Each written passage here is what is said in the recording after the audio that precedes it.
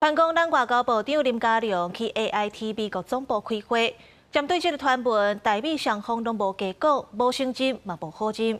因为这美国总统 Trump 才拄签法案，要求解除台美官员访问的限制。林佳龙即马伫这个时间点去到美国，也引起各界讨论。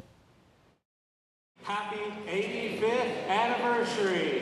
互相摕酒杯干杯庆祝，外交部长林佳龙、AIT 处长高立言车白斗阵出席 AIT 的活动，互动真密切。即阵最近自华府的台湾媒体报道，林佳龙最近搁在秘密访问美国，互看到出现伫甲华盛顿地区只有隔一条桥的 AIT 总部，而且高立言也甲斗阵。对此，外交部回复无评论。美国国务院表示，无影正式的内容，不过强调美国依循长期政策，甲台湾维持强健的非官方关系。我们的外交部长、国防部长是不是基本上不能到华府？在这个法通过以后，是不是可以去了？就是有机会，当然是应该要去啊。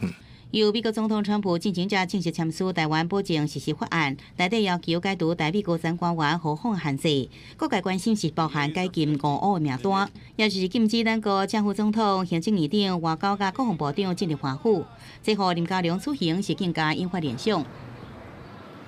不过，2023年美国总统拜登任内，当时担任国安会秘书长郭立勇、外交部长吴钊燮，就进入 AIT 总部，而且甲以往高度机密无同，也毋惊互媒体翕到。这摆佫变说较秘密，学者认为主要是甲当时的美中台政治气氛有关系。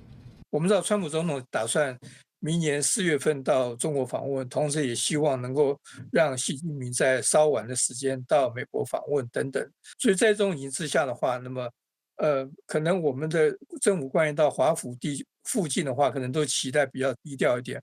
有相关人士分析，林佳龙这摆访问美国，双方讨论议题，无伫较牵涉赖总统出访过境美国行程，也是更加广泛的台美合作。而且拄到美国国务院正伫华府举办头一届十国和平高峰会，林佳龙是毋是可能出席达成外交突破？各界也继续伫关心注意。记者综合报道。